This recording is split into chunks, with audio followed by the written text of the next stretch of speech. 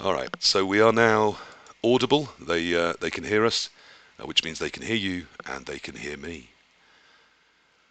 So good evening, everybody, and welcome to One World, One Blood Bowl. I am genuinely thrilled this evening to have on three people that I only am proud to consider, hopefully, my friends. They may say different to that.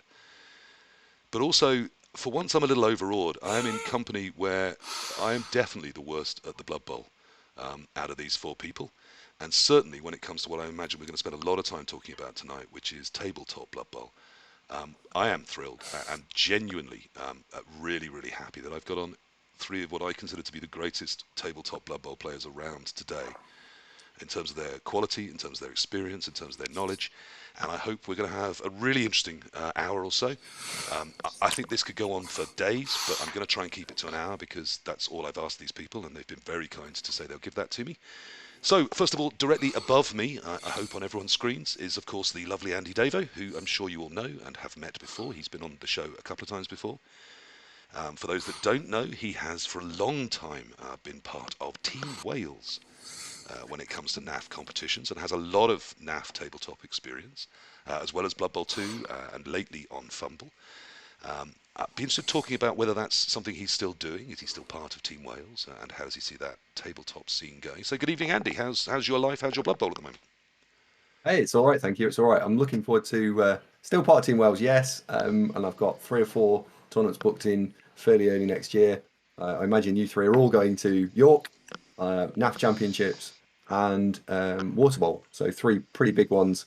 I'm hoping that we don't see any more sort of COVID nonsense and we can all get out and about and play them. I did consider applying for the Team England thing recently, but yeah, I have played for Wales for a long time. And I think that's probably something that might even warrant a much longer answer. But yeah, let's not take it out of scope of this call. Very briefly then, are you Welsh? Is that a thing?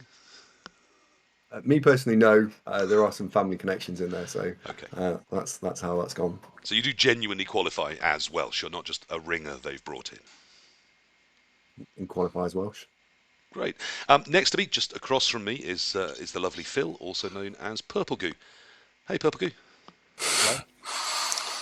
And welcome to One World, One Blood Bowl. Now, what we've got this evening, we're very lucky. We've got lots of people from the Twitch community with us here today, and I hope some people from Fumble and from Blood Bowl Facebook groups, and even from Reddit and all the areas of Blood Bowl we're trying to reach out to with this podcast. Well, I mean, people should know you, I think, from all of that, shouldn't they? But if you described your Blood Bowl, what would you say about you and Blood Bowl? What do you do with Blood Bowl? Who are you? Oh, crikey. So I guess I was originally quite a heavy fumbler, and then 2 or 3 years after that, I started playing tabletop, and sort of disappeared down that rabbit hole pretty significantly. I did a bit of work for the NAF recently. I was a tournament director for 3 years. So yeah, just a lot of Blood Bowl really. A lot of traveling around and trying to get as much out of it as possible. And do you still play online? Are you still active in the Fumble community, or is it mostly tabletop now? I am still active. Like I play differently. I've got a couple of small kids, and I find having sort of pick up games of an evening quite difficult to sort of motivate myself to after bedtime and everything else. I play a bunch of league stuff, NAF tournaments on Fumble. Um, yeah, Now, I think, slightly surprise you just before we came live by talking about something that is known, I think, very informally in the Fumble community as Mount Goo. You are top of the official rankings on Fumble, aren't you? yes, Are you are yes. you proud of I that? feel that's leading, but yes. It is, of course. I'm going somewhere with that. Of course I am. First of all, is that something that makes you happy? Is that a good thing? Was it deliberate? I mean, no, it wasn't deliberate. If you're going to have a ranking, you might as well have the biggest one, right? But it wasn't something that I strived to achieve. Um, Essentially, I had a run, I don't know, 2 years ago now, probably something like that, of a few tournaments that I played, and I so happened to knock over a bunch of really good coaches. I sort of fell out of playing sort of pick up games in the divisions on Fumble where you accumulate ranking points, and it would appear that nobody's knocked me off yet. I think anybody on this phone call, if I gave them a week off work and a task, I'm sure they could do if they wanted to. I don't think it's. I don't think ranking systems in Blood Bowl necessarily are the most accurate things in the whole world. It's not something that I pat myself on the back about. Does it feel weird to know that people think of it now as assaulting Mount Goo? That's now a Well, phrase? I mean, you told me this 10 minutes ago, so yeah, it's still quite fresh and it feels a bit weird. Yes, but I read that Krista's bringing in a ranking system with some decay attached to it, so it's not going to last for very long. So And the assault will be easier. just because, and this is an unfriendly question, I warn you, just because there are some Okay. people who would be very cross if I didn't answer. Are you deliberately playing the minimum number of games to hang out at the top of the rankings? Is that a choice, or is it? No, it's not. I would say that anyway, I'm sure, but no, no. I mean, I haven't played a competitive, what's deemed on Fumble as competitive game for 18 months, maybe something like that, and I just play leagues and have tournaments, and why that keeps me visible, I don't know, but it does. How But often? How often do you have a little look at the rankings? no, not particularly. Occasionally, I see something in Discord every so often, and I'm interested to see if anybody's. I'll have a quick look, but I mean, very infrequently. Andy? Yeah, I was just going to throw in there. Someone on my stream asked me a question, which was, who do I think are the best players that I've ever played against? And I actually said you, Goo. I still remember the game that we played, Dark Elves versus you playing Lizards, and somehow I destroyed a load of Sauruses, and somehow you just caused me no end of headaches with basically no players. I can't remember what tournament that was at, but it was such a good performance. It sticks in my head. I can still remember quite a few of the turns out of that, and that was what 3-5 years ago. You're probably like, nah, I don't remember. It's Tuesday. I But, do. It was a Euro Bowl of some description, I think. it was. I do remember that game, but I mean I sort of not to jump ahead or anything, but that's sort of the nature of the format. That you have to try hard to conjure something out of nothing at times for the people around you. So you're very kind to say that. Corey. Well, I mean, You're too humble. We should have introduced each other. Yeah, that would have been easier. I'd have heard a similar thing to Andy. Yeah. I mean, Phil's one of the best, if not the best, Blood Bowler around. yeah. I mean, when asked, he's one of the three names I always mention. I'd have Who are to the other say. two? Go on, who are the other two, right? It's That's a just natural logical question, isn't it? Oh, Yeah, it sorry. is, yeah. Obviously, the other two are Andy Davo and Gexster, and There you they're go. definitely not K-Fogged and Malmir. Okay. It might be those two. But I mean, I think the two of you are fantastic. I'm full of praise for Andy's Blood Bowl, always have been, and Gexster is someone who I find incredibly hard to play. And it's both a pleasant experience because I like the man, and incredibly unpleasant because it's going to be a nightmare of a game. But if I sit down facing you two, I think I've got a decent shot. If I sit down against Purplegoo, I think I'm up against it from before the time of dice is rolled. That's. Well, I don't think that's true. Look, I'm feeling awkward enough already. Let's introduce Paul. Yes, let's talk to Paul. He's already come in and said hello. This is Gexster. Hello, Paul. Hello. And welcome to the 21st century.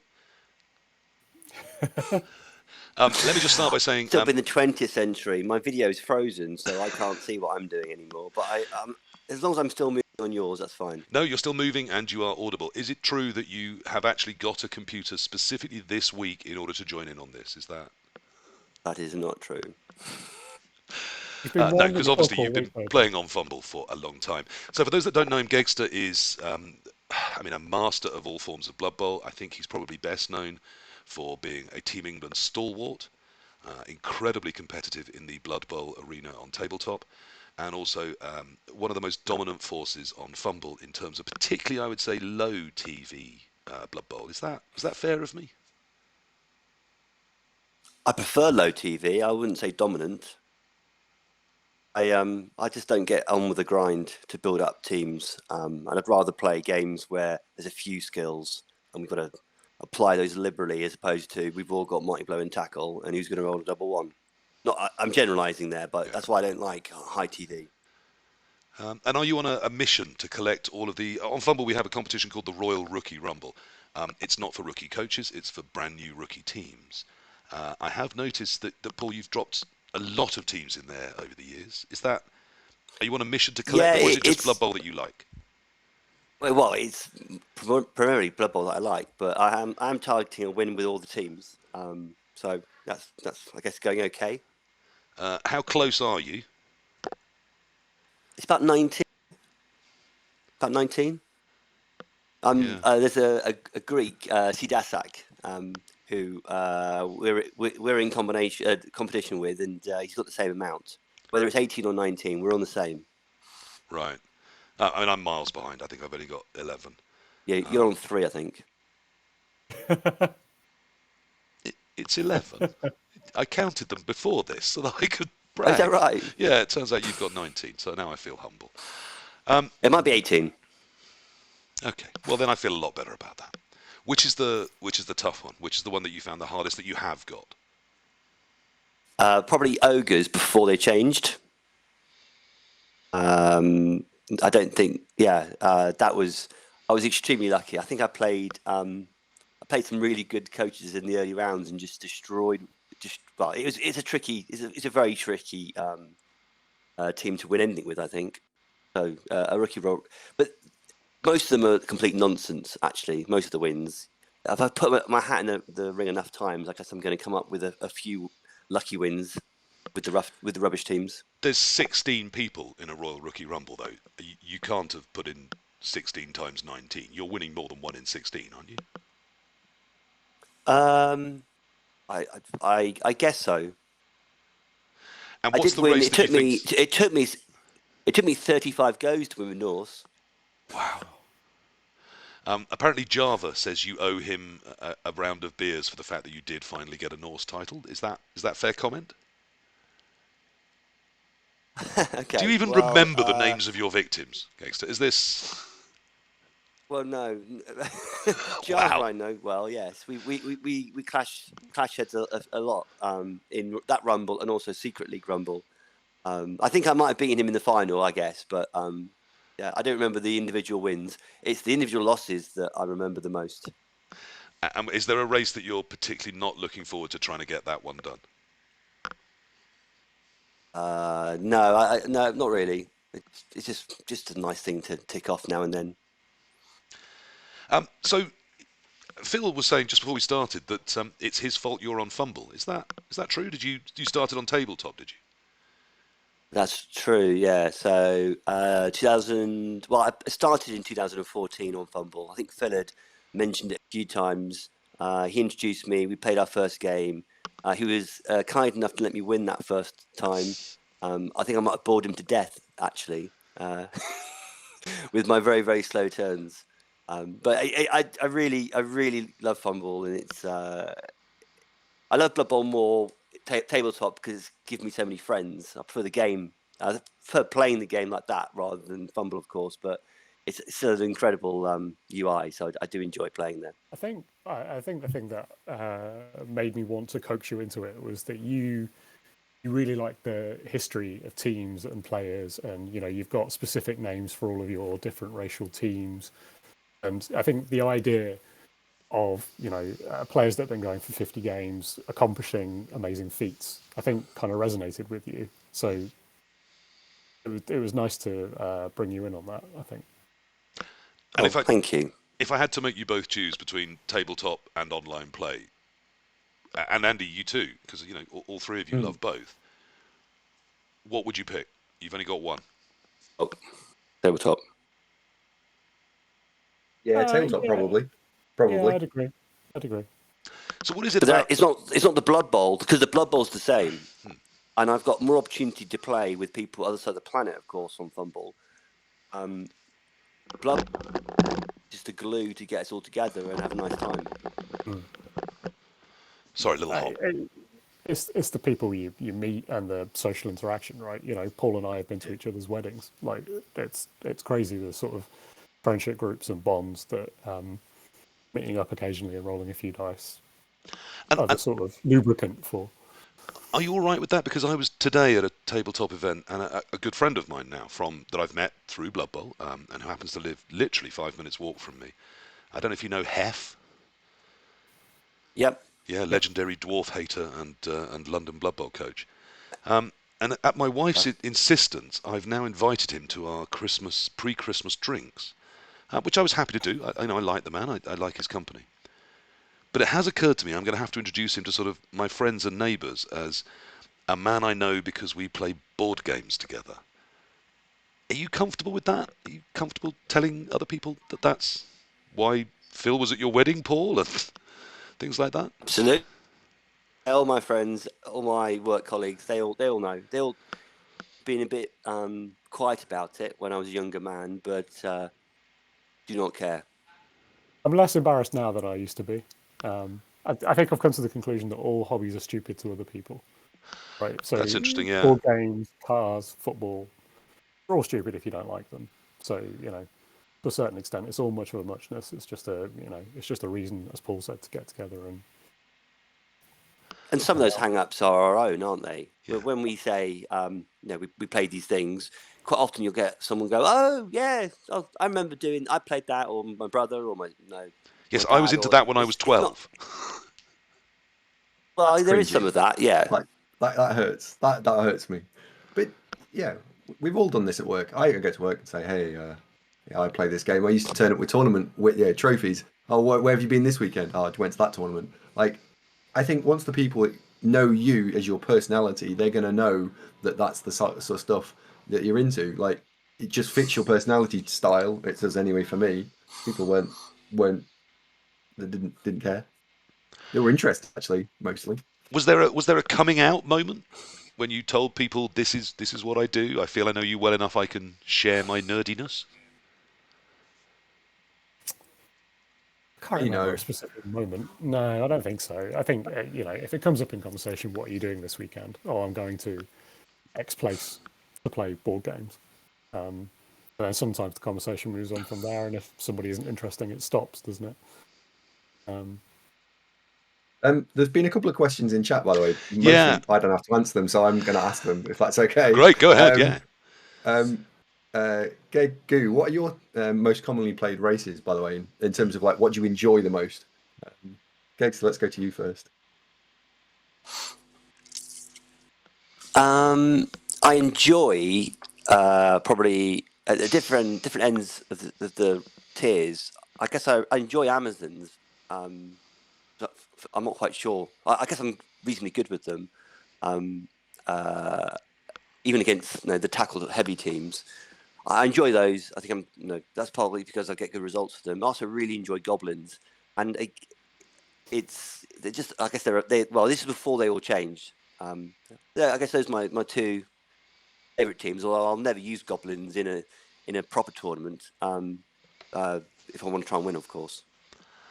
Really? Because I took goblins to a 4-game tournament and got 2-2-0, and was beaten to the stunty win by someone with flings that got 3-1-0. Oh, God, I was pissed. pissed.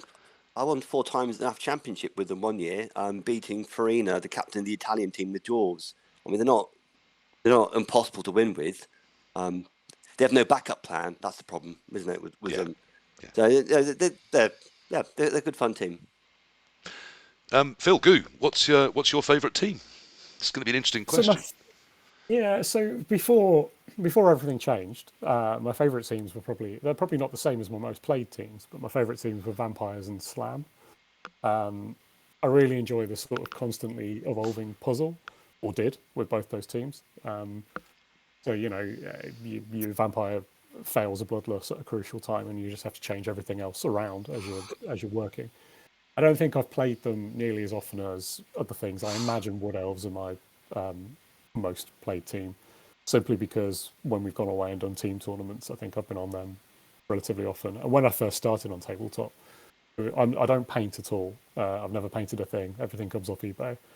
And Wood Elves are one of the first teams that I got so they got heavy rotation. I want to come think back to online something it's- there, but just to well. check, Andy, do you paint? No. Yeah. Paul, do you paint? I do. So we have one of the four of us that actually paints. That's fantastic. Do you enjoy it? Is it something you do because you need to, or because it's a different sort of fun hobby part of Blood Bowl, or what's going on with painting in you? Well, it's a different part. I enjoy it. I used to do it quite a lot. I haven't done it so much in the last few years. Is that I down to do. just the I number of regularly buy children new. you've produced, or? Yeah, just being busy. I regularly buy new paints. Of course, I don't actually always use them. There's a growing pile of paints, but no, I enjoy it. It's just a complete different part of the hobby, isn't it? And Yeah. be a lot of fun. I mean, I haven't got that with paint, but I would imagine all four of us have teams or pieces that are in our world that we're probably not going to use again, but they're just there because we collect that stuff. We accrete Blood Bowl-y stuff. Is that fair? I've got a massive Tupperware in a wardrobe full of dice and unpainted miniatures and Blood Bowl paraphernalia, which I'm sure if I broke up and sold on eBay bit by bit, I would do all right out of it. But it's just effort, and you feel bad about giving stuff or selling stuff that people have given you. And Yeah. so yeah, I've got a vast treasure trove of crap, which I'm sure Paul doubles. Maybe so. Now, one of the things I desperately wanted to talk to you guys about is Team Blood Bowl, and one of the ways into that is something you've just said, Phil. Someone once said to me when I was talking about who were the best Blood Bowl players around, and again, your name cropped up in the conversation. Now, maybe you don't feel that's fair or whatever, but I'm not sure anyone has that conversation and your name doesn't at least crop up. And their evidence to me was because people like Lycos, also a Team England regular, and Gexster will play teams they're very, very good with, very comfortable with, and then Purplegoo will pick whatever is left to make the set of teams they want. And they described you as the water carrier for the England team.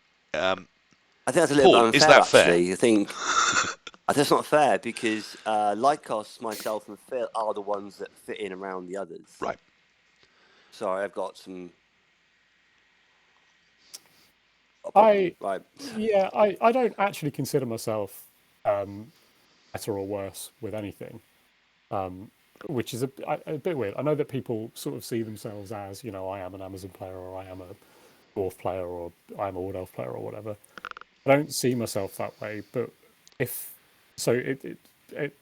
been sort of bamboozled for 20 minutes with people saying very nice things about me. But if I've got one talent, I think I'm quite good at finding value in a rule set. So there's a tournament up north called Monkey Bowl, which is very sort of all the skills are tiered as well as all the teams being tiered, and I Right. generally do quite well at that one. Although not recently, but yeah, in general. And I think if I've got one skill, it's finding that value. So if other people on the team have got races that they're particularly comfortable with, it makes sense to let those guys be comfortable with those races, and then I will try and search for something that I think is being overlooked or I think has more value. Right. So try and find the gap in that rule set where you think there's a team that you can really, anyone should be able to do well with, and you've got the ability across races to do that. Yeah, I think so. So there have been a couple of Euro Bowls that we've turned up to, and the race that I'm on has surprised people. And it's gone. Luckily for me, it's gone pretty well, and I'm not look stupid by picking something that's sort of off meta, as it were. So having horrifically upset Paul, clearly, a man known for his calm ways. Let's come to you about that then. Is it important in a team that there are some people that do that job, that can play any race and fit in around some of the others? Oh yeah, definitely. Yeah, it's unlikely you're going to find your best 8 that somehow use 8 different rosters. You're going to need to have a couple of people fit in. I just thought it was unfair because you use Lycos' name. Lycos also fits in. He's a strong player. I wouldn't put him as good as Phil, but he's still very strong and fits in around the team. There are several on the team that always use the same team. So yeah, we fit around them really. Maybe I'm one of those because I'm always on the Amazons in more recent years. Yeah, this is a job you used to do, I think, Paul. But I think Paul alluded earlier to getting good results with Amazons even against the tackle teams. Yeah. The classically bad matchup is Chaos Dwarves, and I forget what your record is against Chaos Dwarves, Paul, but it's absolutely ridiculous, isn't it? So It's something like 500 at Euro Bowl with them. Wow. Amazons VTDs. So if you're a captain picking a team and Amazons have to be on it, you'd be crazy not to pick Paul. So he's kind of a victim of his own success in a way. Andy, is that how Team Wales has worked? Is put the strong people on what they do and then fit the more versatile people around them? I think Wales is not necessarily, excuse me, had the strength in depth that England or even France have got. So I certainly will ask, is there anyone else who wants to play? And I'm typically known for playing Dark Elves, but I think I could play at tournaments. I can play Wood Elves, Dark Elves, and Necro to a pretty decent standard. We ask people what they want to play, and then sliding around that. Okay, we have a question from Noalius. This is not from me. So, is there any rivalry between the four of us? And Noalius is characterising one of us as a dwarf coach, one of us as a bash coach, and two diversity coaches. I guess you can interpret those however you wish, but I would say I'm one of the diversity coaches, obviously. Is there rivalry between us? Well, yeah, Team England, absolutely, in a friendly way. It's certainly a friendly. I'd like there to be a rivalry between myself and Andy. We've only actually played once, very recently, and it was on Fumble, which wasn't his favourite way of doing it. So Gexster, I'd love to play you again. I think you live not too far away from me, and we should definitely go and meet up at One World. Even play that exact same match again, right? That'd be great because that'd be a lot of fun. What about when you go to a tournament? Now I was at a tabletop tournament today, and I felt diced by the draw. So in game one, I was sat down facing, I think, one of the best three players in the room. And modesty aside, when the draw came out, I was outside, and apparently he said, "Oh fuck." So he felt that wasn't a particularly lucky draw for him either. If you go to a tournament for singles, the three of you, and one of the other of those names pops out of who you're facing, is that good news to you? Are you happy about that competition, or would you rather?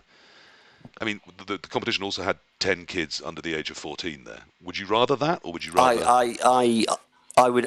So in the recent tournament that Phil mentioned in Durham, he and I pulled up. We played first round, and weirdly across the table, across the way, even though it was a strong field, but he and I played, and Joe Manji and Jeff Porrett played as well. We were also two of the strongest people in the room. Yep, two people I'd love to have on this show. I was delighted with the draw. I'd much rather play Phil and have a really good game of Blood Bowl, win or lose, than play a child and not have a great game of a Blood Bowl. But I mean, I'm going to say this, Paul. I know we've been a little harsh this evening already, but hey, why not? It's my show. You are known for being quite competitive. Is that fair? I want to win, absolutely. So wouldn't you secretly love a nice, easy game against an 8-year-old that doesn't know what they're doing? Kick your tournament off well. No. Phil? You're throwing stones here, David. You're throwing stones here, Dave. I think you're the most competitive one out of all of us. Ooh. You very much want to win. I do like to win. That's fair. Yeah. I would much rather play Phil in the first round than an 8-year-old, and get a comfortable win.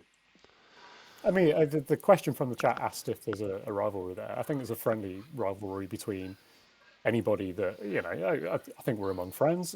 I think playing one of you guys in the first round and getting a result means considerably more than knocking somebody over who maybe it's their first tournament and they're not particularly good. That's not. I mean, you've driven in this instance. We've gone to Durham, so for me that's 4 hours away. If I go 4 hours up the road, I absolutely want a meaningful game of Blood Bowl, ideally. Now, I mean, I guess I say that being lucky enough to have won a few NAF tournaments, so it probably doesn't mean as much to me to do it again, and I'd rather have a decent game. But but I don't think I've ever really worked in the way that, if I get a really great draw, maybe I'll sort of slingshot ahead and be untouchable before I play anybody. That happens, the beauty of Swiss, the magic of Swiss, it happens sometimes, but it's not your preferred way of having a weekend, I don't think, or it's not mine anyway. I mean, I have to say, it was a cracking game of Blood Bowl we played in that first game. I really enjoyed it. It was really good quality, but it's, next to me were two people, one of whom maybe had never rolled dice before. It's just that is the beauty, as you say, of Swiss. Do you prefer? And where would the victory have been against them, Dave? Oh, it wouldn't have felt. It would have felt like apart from just a freebie to the next round. Yeah, it would have felt like nothing. You're absolutely right. And then I would have hoped, right, now we're going to get a competitive game 2, because I'd much rather come back having played some competitive, fun Blood Bowl than just knocking over 3 people that really. Because if you're going just to win the tournament, how many people were there? About 40. Only one's going to win. Yeah. So I suspect if I'm a 40-man tournament, I might be in the top, 7 or 8 people that might have a chance of winning it. But it's still 1 in 8. I'd much rather go. Let's enjoy it and have a really great experience, because I'm probably not going to win it. Yeah, I suppose this is something that's very different online, actually, because if I think of a fumble tournament, like a big fumble tournament, I don't know, let's just for the sake of argument, the Fumble Cup or whatever. You absolutely want a gimme in the first round, don't you? You don't want all of your players dead. You'd ideally like to skill that guy and move on. I'm sure it's the same in Blood Bowl 2, although I'm not familiar with it. I'm sure that, if you're trying to win something, you're better off getting the better draw of the lesser coaches and to try and sort of steamroller through it. But I think tabletop is so much more of an investment of your time and your social interaction. It's much better having like a really hard fought, difficult game. Yeah, I mean, that's what I love today. I mean, Mystic Pangolin, who's in the chat, is my friend Hef from Blood Bowl. And perhaps the best part of today was just being in a room with people that I haven't seen for 2 years, rolling dice, the experience of going there, of getting the team ready. To me, tabletop Blood Bowl is as much about that as the actual results. But, I can't deny, Paul's right. I go to a tournament and I desperately don't want to get less than 50%. That's my target. I want to be in the top half, really. And if I am, then I come away happy. Whether I've come in the top 5 or the just above halfway. I do set that as a target. Is that okay, or am I trying too hard? Should I just be enjoying myself? Be just enjoying yourself. What does top half mean? If there's 40 people, I want to be in the top 20, Paul. It's maths. You set your own happiness inhibitor there, haven't you? Well, yeah. I think you enjoy yourself however you want to enjoy yourself. We talked about being competitive, so so I'm not overtly screaming and banging the table, but I want to win every game, absolutely, and that's the motivation, right? So if your motivation, if making you happy is trying your very hardest and getting satisfaction from being top half, then you shouldn't be worried about that. That's somebody else's motivation there will be to get 2 wins with halflings or something, and somebody else will be going after best painted. And it doesn't matter how you choose to have fun. That's all legit. If we're going to talk about me and competitiveness, I'll tell a brief story. As I said, I did go to a London tournament and I took goblins. And one of my thoughts going was, for once I'm going to go and not care what the result is. I'm just going to have a laugh. I'm just going to play goblins, and what happens, happens. And then I won the first game and drew the second, and I found I was right back to thinking, I can get over 50% here. Does that make me a bad person, or is that just can do that motivation? That can do that. They can be a good team. I'm the same. When I have taken goblins, I've thought it's fine. I just get to bumble around, and then you win a couple, and you go, now the troll screwing up is really a problem, and it's I wouldn't have cared before, but yeah. Is this a really British thing? You're wondering if you're a bad person because you're trying to do well, even with a bad team. Would this happen in Europe or in the States? I don't know. Let's ask a Welshman, Andy. Are you are you competitive? Are you? What a ridiculous question. Absolutely right. I mean, I've just come off this come into this stream having played a finals game in Chalice in Blood Bowl 2, looking to try and win it for the first time. Am I competitive? Absolutely. Would I have liked the Did softest, you win? fluffiest? I did win it, yes. I'm through to the third Well round. done. Now, would I have liked the softest, fluffiest round in round 1 and round 2? Absolutely. Would I want that at tabletop? No, because for two reasons for me. One, I go there for the social aspect as much now as I did at tournaments.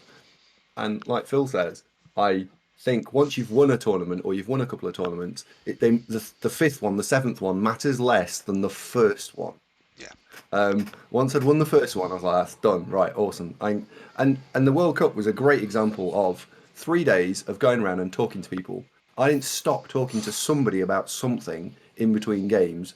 All 9 games. It was the best experience, and I can't wait for another one. The Blood Bowl would be almost not quite, but almost secondary at that point. It took me a long time. I mean, I'd been on Fumble since 2003, but about 6 months after it actually started, annoyingly.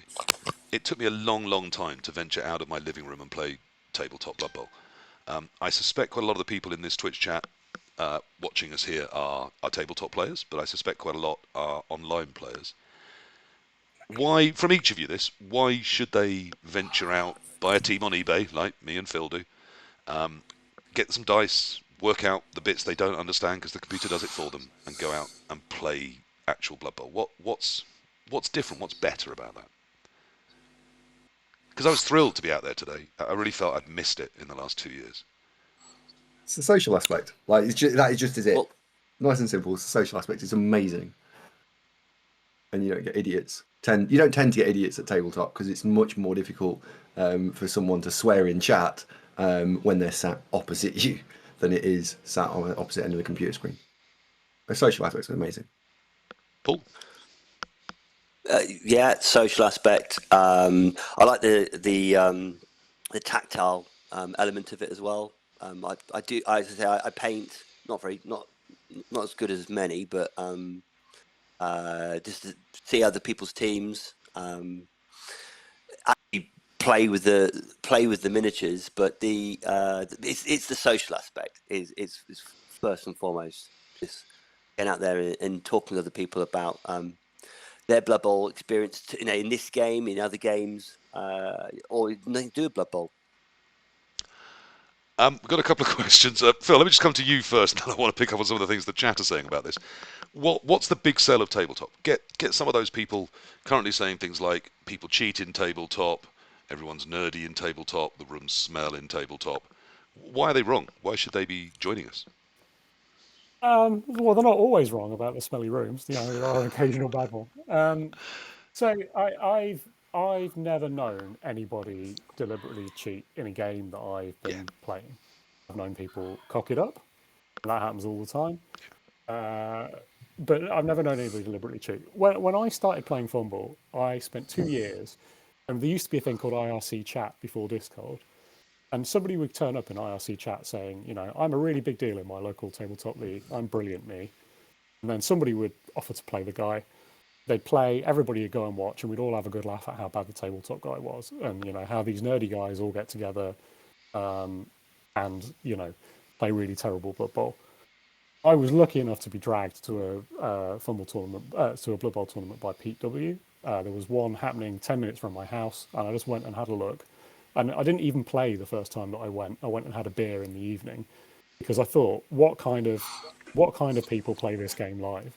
And I had a really bad perception that I'd made up for myself about what this was going to be. Actually, they were all, well, not all, actually, there were a few, but they were mostly normal people who just enjoyed playing the game. And what the other two guys have said about the social interaction is spot on. But also, this is less true now, but it was definitely true back when I started. Form of Blood Bowl, the Resurrection Blood Bowl that you play over weekend, is, I think, so great because it always keeps you in it. There's a sort of set level that everybody's at when they come into the tournament, and everybody's made their own decisions in the rule set. And it's a really interesting format to play the game with. And I know you can do that on Fumble now, and you can do it on Blood Bowl 2 as well. But I think the whole sort of ecosystem of a Swiss tournament over a day or 2 days, everybody being in the same boat, everybody rolling dice, having the tactile social interaction with their opponent, and then when you finish, turning to the next guy and saying, "Oh, how did you get on?" "Oh, in my game there was a blitz. It was terrible. This thing happened here," and that whole sort of ecosystem of living in that tournament world, I think, is really fantastic. It's a really great way of spending a weekend. Yeah, absolutely. It was interestingly, it was Pete W that got me involved in tabletop as well. So perhaps he's just doing the rounds, He's got a lot to recruiting answer people. for. He does. He absolutely does. And I should have him on the show and make him answer for his crimes. Interestingly, one of the things that's been said in chat is a reason I want to get Pete W on is because of Thomas W. And I think it's interesting that he's got his child playing Blood Bowl. Andy, is Megatron going to be a Blood Bowler, do you think? Are you going to introduce Emma to the let me game? explain. They won't know who Megatron is. So Sorry. Megatron is my 3-year-old child, and it's coined from my old co-streamer. He called her Megatron, so that's who that is. And there's the emote for her in chat. Will I teach her? I think only if she wants to play. Wouldn't force her to do something she doesn't want to do. If she's interested in it, maybe. I mean, she likes playing with the dice at the moment, so you never know. Goo, you've got kids. Would you teach yours? I've got kids. My eldest is 5, and he is the most competitive human being I've ever met. So if he wants to play, I'm sure he'll be beating me in 10 years' time. If he doesn't want to play, great, because I still get to go away and have a weekend where I get drunk and dance the night away. I'm easy either way. Are you secretly a bit glad that it's Phil time? Yeah, not secretly. Completely openly. Yeah, absolutely. Oh, it's lovely. Like, Paul, I you're mean, a family man as well, aren't you? I've got kids. Yeah, I'm the same. If they want to play, terrific. If they don't, probably better, because then I won't need to be a parent for the weekend as well when I'm away. Yeah, I mean, I think it's If they want to incredible just do their own thing. that Pete plays and parents all at the same time. I think that is genuine. Well, he's a very special human being. He is, and a lovely guy. And as I said, I really want to get him on and talk to him about all sorts of things. But I'd love to get Thomas W on at the same time. At the last NAFC I went to, I'm not going to be at the next one. I wasn't quick enough. I didn't get a ticket. But at the last one I went to, out of about 170 in the room, over 10% were kids, weren't they? I don't know if you guys were there. Yeah, there's a couple of schools. There's a couple of schools that go. A couple of teachers at schools that bring 10, 12 children or something. So yeah, there can often be a large number of kids in the room. And at the tournament I was at today, again, a teacher turned up with a gang that he plays Blood Bowl with. One came last, one came first, and one got most casualties. So out of the 10 of them, they picked up sort of 3 of the big awards. That's good for the game, isn't it? That's not one of the big awards, isn't it? They were thrilled. No, well, I'm sure they were, but I do not consider that a big award. Okay, what do you aim for then at a competition, Paul? What do you consider? If people says, "Oh, I got this at the NAFC," what would impress you? Not most cas, then. Someone's going to win the most casualties, but the person who wins it at the NAFC is normally the person that takes ogres as much damage as they can, the skills, and then ignore the ball. There've been many years when people have just ignored the ball, created 40 casualties over 6 games, won most casualties, and they've basically given the game away to their 6 opponents. Well, I don't think that should be encouraged. Is it an award we should stop giving at tournaments? I don't know. It doesn't. No, because a lot of people get a lot of enjoyment out of it. But in that particular example, what you're doing is the person who's trying to win with casualties and completely ignore the ball isn't making a fun experience for the opponent. Maybe I'm not making a fun experience for the opponent if I'm trying to win and I'm doing a good job of it. And so perhaps I'm wrong with my judgment here. Imagine if that person was playing against someone in round 1 who was a person who like has a little light above their head who might be able to go off and win that tournament. How would you feel about it then? Even worse, that they've just played ogres, got a free win. I would feel really annoyed about that. I want everyone to play proper Blood Bowl all of the time, and I think most. This is where the strength is. This is where strength of schedule comes in, because that person will essentially get the smallest win possible for that win. Yeah, because Yes, that and person's it's going to end up annoying. with 6 losses, so it counts least on that way of deciding tiebreakers, right? Not tiebreaker, yeah. Is that And strength of schedule? Is that your favourite way of tiebreaking? Is that what you think is the fairest? It's the only sensible way of tiebreaking. That is a strong statement. Phil, are you in with that? It's the only sensible way of tiebreaking. I think it's the least worst way of tie breaking. I don't think there's not a perfect way of tie breaking. You know, if you think about the NAF Championship, there are 200 people there. It's very likely you're going to have to tie break somewhere towards the front end at the end. And you might say its strength of schedule isn't fair because I turned up and I played your ogre guy and a child in the first 2 rounds who was rubbish. And as such, my strength of schedule is in the toilet. So it's not fair, quote unquote, that way either. I think it's the least worst tie-breaking system that I've ever seen because it actually rewards the people that have had the hardest road to get to where they've got to. If If you Phil think beats about, five, if sorry, Phil go on. beats 5 people on Team England or Team France or Team Italy or Team Wales, 1-0 to get to the final, and I've beaten 5. Well, maybe I'll have beaten some good people to get to the final, perhaps. But if I've had 3 gimmies and then 2 tough games, and we're on a tiebreaker, it would obviously be Phil that really should be promoted above me, in my view. Yeah, I mean, I have to say, I was asking the question, but I agree. Of all the ways I've seen to tiebreak, I think it's the fairest. I think it's the one that it has problems. As you said, there's ways that you can point to it and say, "Oh, yes, but this happened," and it means it's not fair. But it feels better than casualties or touchdowns. Or I've been to a lot of tournaments with slightly random things that some races are incredibly easy to find to get, and other races are never going to be able to get. I mean, one of the ones today was a 3 dice block. Now, if you've got a big guy, that's going to be fairly easy to get. If you're coaching dark elves or wood elves, or say pro elves, that's going to be quite tough to get, isn't it? The tiebreaker was amount of 3-die blocks. One of the 12, they did the 12 days of Christmas, so it was quite fun. It was a themed thing, and for 3, it was a 3-die block. Okay, fine, right. The 11 Lords of Okay. Leaping was 11 leaps over another player,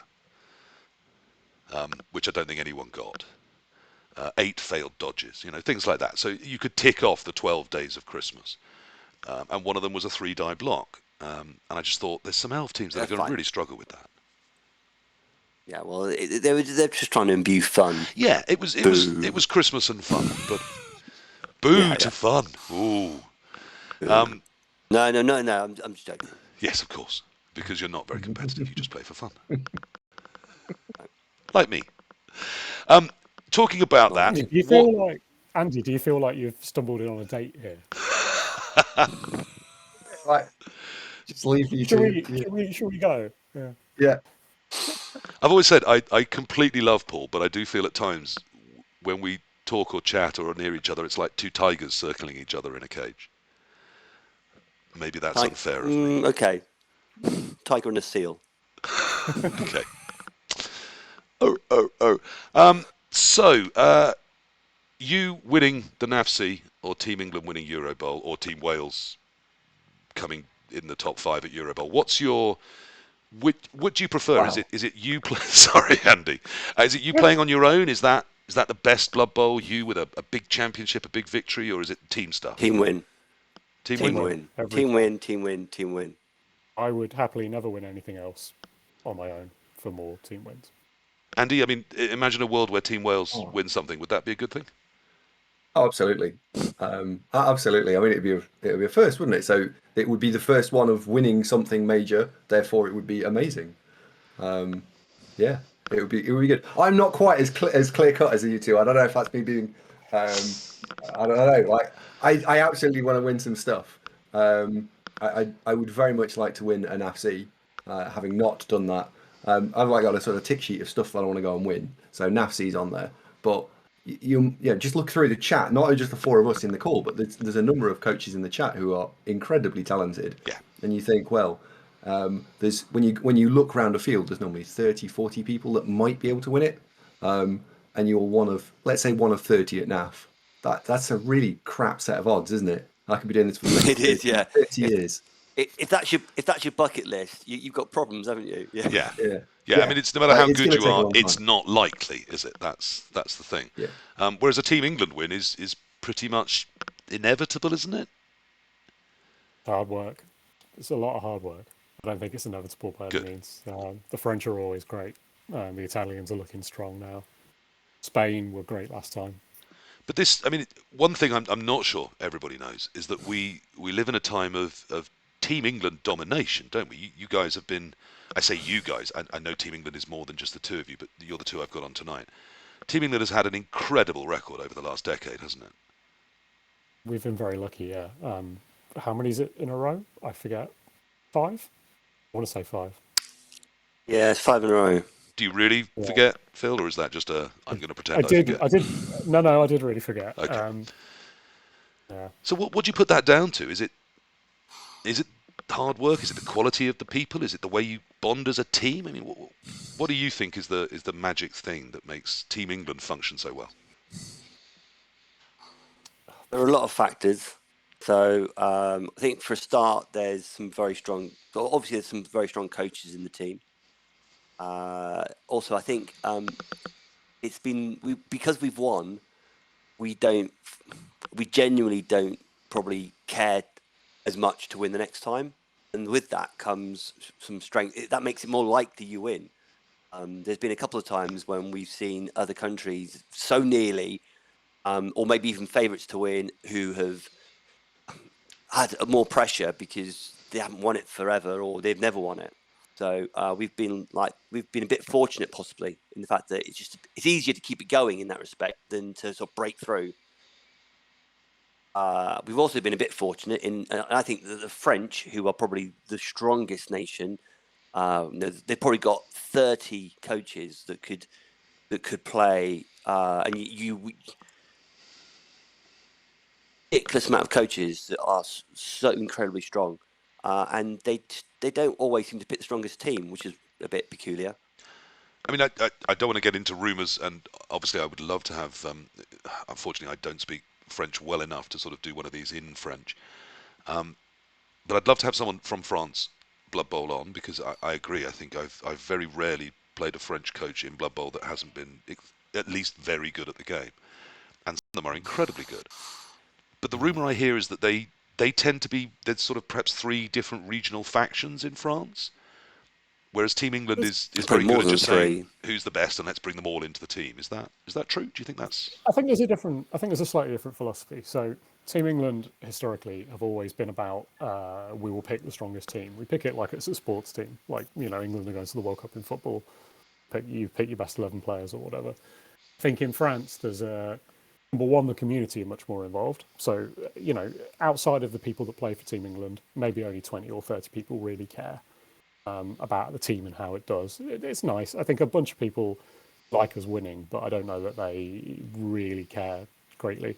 I think the French, I mean, if you were at anybody at the last World Cup will have seen the support the French team got on table 1 in the last round. There's a much more, like, Team France is everybody in France, or it feels that way from the outside looking in. right? And their philosophy is, they have different people that have different philosophies about how the team should be picked. So maybe it should be picked on good work done for the community. Maybe it should be done on people that have played a load of time shouldn't play again, and maybe we should rotate it around. Maybe we should have representation from those different areas that you talked about, Dave. So there's a different way of looking at how Team France is put together. If they were just picking their 8 best players every year, they would be nails. They would be really terrifically good. But because of the different way that they look at it, they're maybe not as competitive as they otherwise would be. I mean, despite saying that you ping in the best people on form and on quality of their ball, Team England's had I mean, not a completely settled lineup for the last sort of 10 years, but there's been a core, not just you two and Lycos, but a core of people that you rely on. Is that knowledge of each other helpful in what is still just one person sat at a board game, isn't it? That knowledge of each other is helpful in that.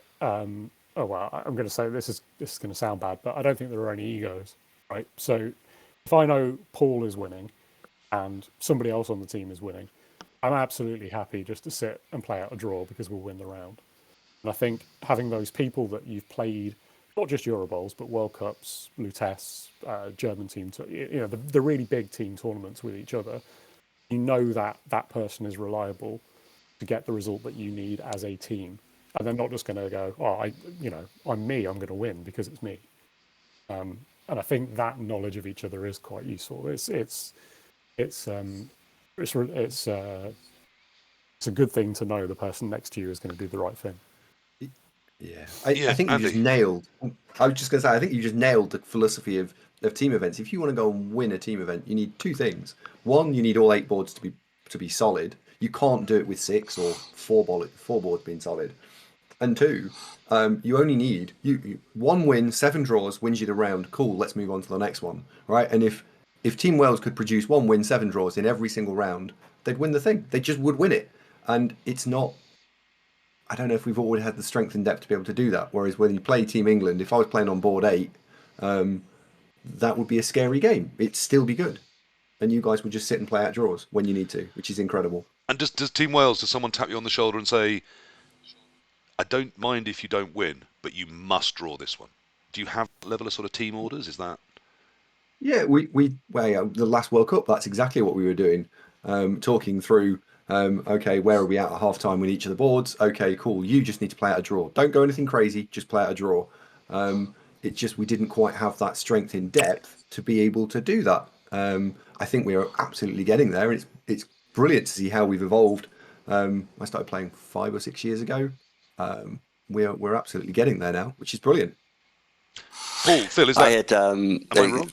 Is had that how it experience works? the last World Cup. I can't remember who played the last World Cup, but there was one team that had a card system where if things were going really well, they put out one card as a prominent feature of their board, and then if it was going badly, they'd put out a different one.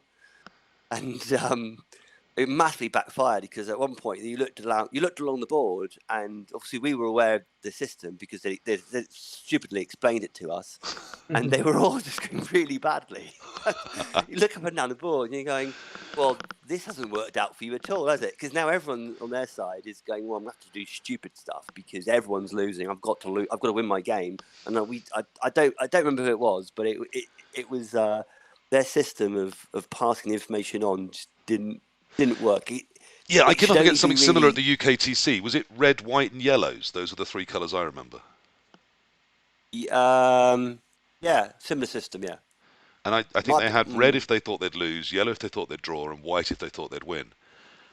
And I joked that if I was playing, I'd just, after turn 1, I'd put the white card up and then just smile at them. Is it okay to mess with people's heads? Is that all right? yeah. I was mistaken. It wasn't the World Cup. It was the same event. Okay. And well, I recall now, Phil was winning. I was winning. I think it was Jim on our team was winning. And Joe, who was brilliantly, had one of the best lines ever when his opponent had just scored on him. And I've got him exactly where I want him. And the opponent was thinking, well, "I've just scored on you. How can you say that?" It was just a demonstration of that there was a chasm there between the 2 levels of understanding. Yeah. Yeah, I mean, I once did something slightly naughty myself at the UKTC. Someone got a blitz 1 square over the line, and I made him score it in 3, but obviously I was always going to be down a touchdown. And Throek, who I was there with on the team, leaned over and said, "Oh, it looks like it's going badly, Dave." And I said, "No, it's all right. It'll be 1-1 at the half, and I'll take his ball second half." And I just saw his face, and it just fell. And I felt a bit guilty about it because I think that was 50% of how that ended up happening. Was he believed me when I said it, and sure enough, it came to pass. Now Verminado has just said in chat that's crossing the line. That there I was being the over-competitive munchkin I have been accused of being this evening. Is that true? Was that okay of me? Yeah, I don't think I've experienced that very much. That type of commentary. Would you be Not generally. I mean, I would you be mentioned pissed off Joe if I just did said it that? in that particular game. I wouldn't believe you. Yeah, that's because you have fairly solid self-belief, isn't it?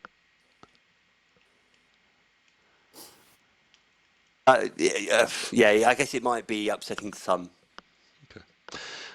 Now, we're going to get joined by a friend of mine and a friend of the channel. Hopefully, Dimmy G will pop in and join us for a minute. One of his jobs is to have a look at what's going on in the Twitch chat while we're chatting and see if there's any big questions that we've missed. I know Andy's been brilliant at trying to keep up with that as well. And just also bring on anything he wants to bring on, but anything that the chat have been talking about that I have completely missed. Yeah, where the line is between banter, and I mean, I was bantering. I wasn't trying to literally mess with his head, but I do think it did, and that it's made me think perhaps I shouldn't ever do that again. That perhaps was a bit of a dick move, and I'm prepared to own that it was. You know, we all make mistakes, and I think that probably was, but it's still a funny moment. So here comes the lovely Dimmy G. So for those that don't know him, Dimmy has been maybe playing Blood Bowl a couple of years. But he's getting himself up to quite a decent level of Blood Bowl, I would suggest. He's appeared in a couple of Blood Bowl 2 chalices now, which is their end of season competition. Their season lasts 7 weeks, and then the top 64 teams get to go into their chalice, which is where he has been a few times. He is styled as the champ, not because he's ever won anything. It's just a title he's given himself. Dimmy, welcome to One World, One Blood Bowl again. You've been in the chat for us. First of all, hello. I have. Hello, how are you? I'm good, thanks. This is awesome, by the way. I've really enjoyed this episode. Good. It's been cracking. I love how you got everyone to wear purple except Andy as well. That was pretty famous. You get the memo. Yeah, that's it. But first question was from me. Andy, what was in the sandwich? Oh, it was just a few sandwiches. Keep me going. Cheese and mayo, with a small beverage to wash it down. Cheese and mayo. That's disgusting. What? That's amazing. That's disgusting. Yeah, so there's quite a few questions from chat, to be fair. So I've picked up as many as I could. So I think Andy asked the first one about Geg and Purplegoo's races. It was Amazons and Woodies, wasn't it? What I heard. Yeah. I was going to ask Goo. I was going to ask Purplegoo. Are you going to play as many Wood Elves now in 2020 rules as you would have done before 2020 rules? Yeah. I sort of fell out with them a while ago. Actually, I've not been really using them very much. I mean, they're a little bit worse, but Yeah. I think so. I always had this thing before. So Joe, who's been mentioned a couple of times tonight, is very, very vocal in his belief that Wood Elves were by far the bestest and amazing. And I think so much of their mystique was just mystique. And I think I had quite a low skill ceiling where between average players that just be throwing war dancers in all the time. I think there were a number of players that used to think, oh no, that war dancer, he can come anytime, and it's an absolute pain in the ass. It was more, the worry was worse than the reality. And I think now that worry, because the leap has been nerfed a little bit, I think the worry has come away, which means people will play better against Wood Elves. So not only are Wood Elves a little bit worse, I think people will play better against them. I think there'll be a different challenge because of that. So I wasn't playing them. But hold on, you respect Joe's opinion incredibly well, though, don't you? So, I mean, by referencing him and saying he doesn't like Wood Elves in his matchup when he's using undead, no, his opinion is as strong as anyone else's, surely. So I do. I absolutely take his opinion very seriously, and I think I sort of brought him up because this is maybe one of the areas where we butted heads over the years on this.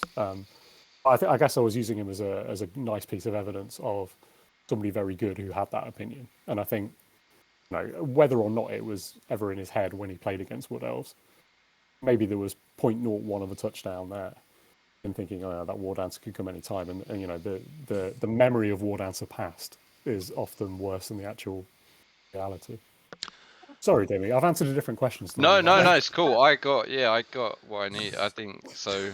I was just interested because I haven't experienced 2020 myself yet, so I was just thinking like if there has been a change in the races that you pick with the new rule set, which of course there would be, I guess.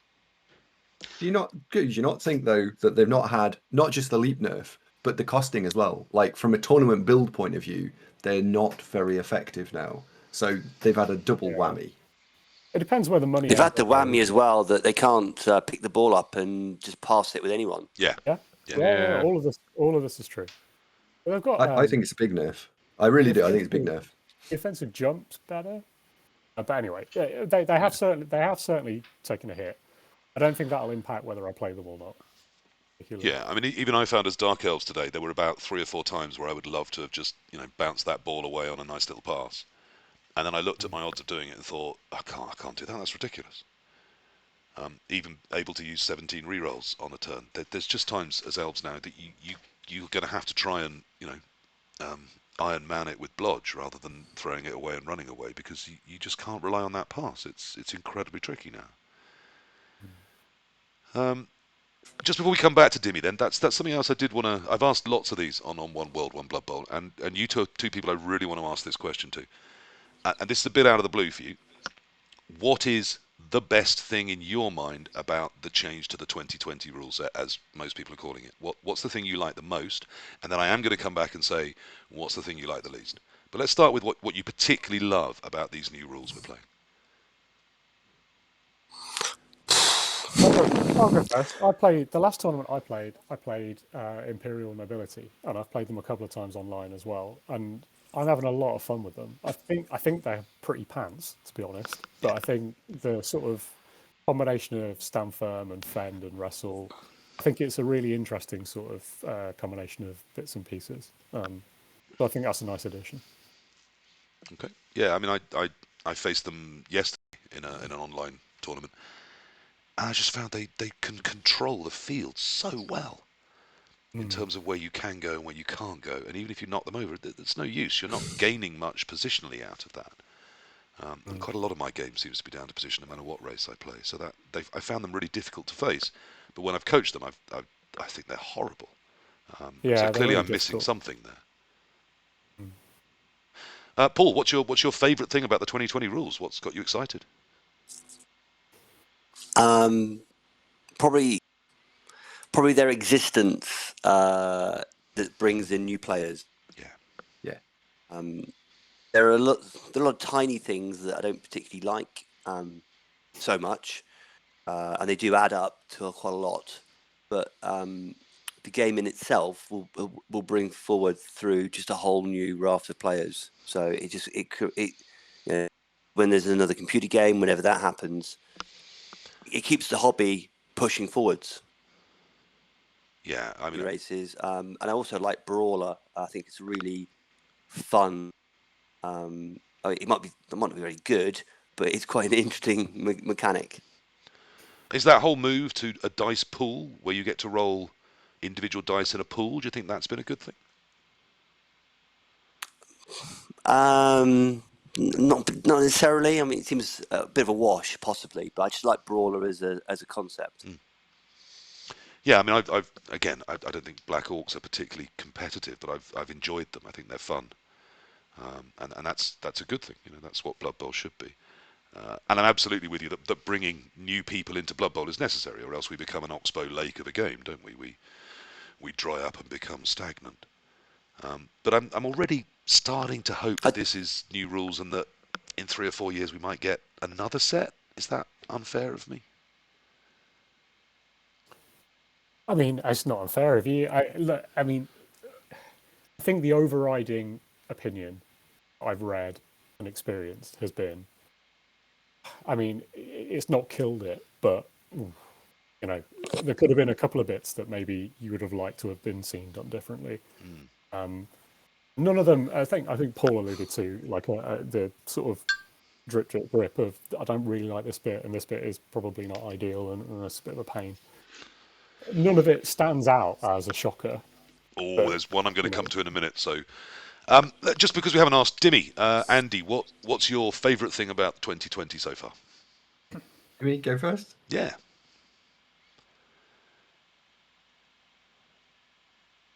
Me? Yes, Dimmy. Any Yeah, ideas? yeah. I mean, I know you haven't played much, but you must have heard about them or read them. And you got here, mate. I was just miles away then. So, yeah, I mean, to be fair, I like the fact that it shook it up a bit. Like, it's definitely a bit fresher. So, weirdly, my favourite thing is there's no more pile on, but that's more of coming from a Blood Bowl 2 perspective, because like Claw Pom is crazy. What I didn't like about it, I don't know. I mean, I wasn't a fan of the reroll thing, to be fair, but again, it's until I play it, I can't really pass judgment on it. But one thing would be the thrown rock. Yeah, great, they got rid of it, but then when one of your player gets sent off for the whole game, that sounds pretty stupid, to be fair. Like, you can't argue it. Well, it's better now, though, isn't it, than it was before? Because they might have died. Yeah. The chance of them being struck is the same, and before the extent of the problem is just out for the game, as opposed to they could have If been you're in a one-off niggled. game that you have to win, then that's not going to help you, Well, is it? in which case it's a wash, isn't it? In which case Yeah. there's no difference. Well, someone has told me They're that they out. could app off a dead player, but a sent-off player, you can't argue that with argue the call. He's Okay, off. fine. No bribes, no send-off. I stand corrected. Yeah. It's still better. I think it's still better. I think it's still better. Okay, so Andy, what's your favourite change then? The fact, well, it's a sort of combination of the two things that people have already said, which is that the piling on thing is gone because I'm not a fan of high TV Blood Bowl. Let's see who can kill what. Timmy, it's a thing that just unfortunately in Chelsea's, it's a means to an end rather than my favourite thing to do. So piling on being gone, letting skill shine through rather than who can roll 8-8 the hardest. And then the thing that I'm not happy about, which I don't know how they'd address, is the rules. Like my goal would be to try and make as many teams as viable as possible so that you've got as much variety as possible. So therefore you've got as many, I want to play that team now, and I want to play this team, and I want to play this team. Yeah. There's already 24 teams. If you imagine everyone wants to play each team 10 times just to get a flavour for it, everyone sits and plays 250 games of Blood Bowl. That's amazing. But if you automatically write out 15 of the teams because they're garbage, it's not the same appeal, does it? So It's incredibly hard to do, though. Yes. Blood Bowl has had a. You've got all these different TVs, all these different tournament levels, different levels of ability. How to balance 20-odd teams in that mechanic is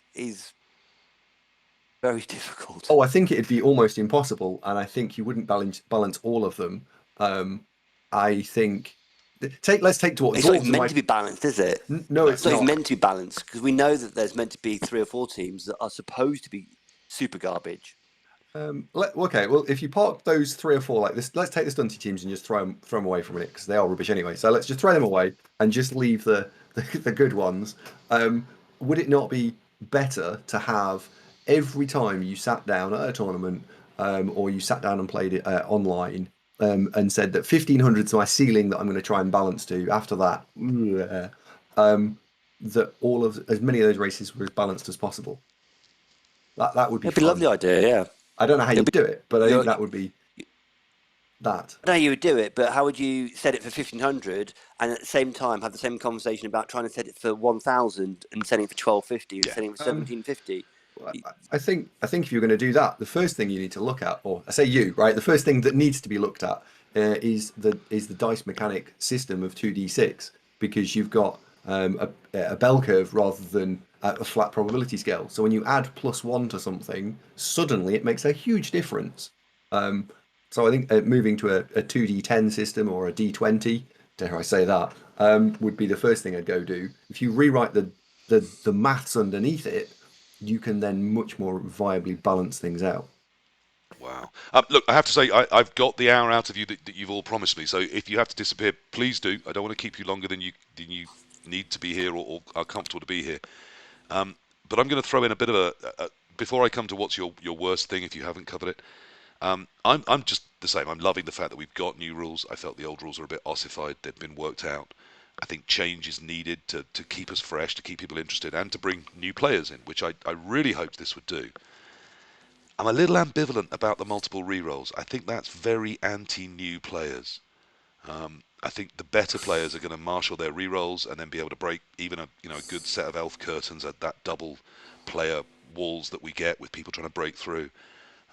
Because they can save 3 or 4 rerolls for that one turn where they need to break through that line. So even if it's a 4+4+3+2+2+, he said, not specifically remembering what happened both yesterday and today, they can throw 3 rerolls at it, and it's much more likely than if they had a single reroll for that entire chain of actions.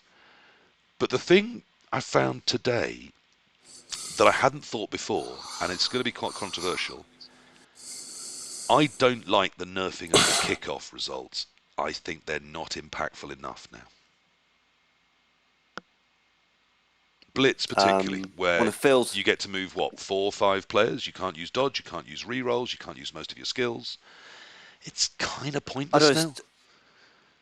I don't want to steal maybe one of Phil's super points, but for many years he's been saying how we need to make sure the blitz and perfect defense and other things that try and give the defense a better foothold in Yeah. the half are really important. And whilst a lot of people would have complained and go, "Oh, I can't believe it when I got blitzed by those wood elves or got blitzed by those dark elves," and I would have won that game, and that's a very negative.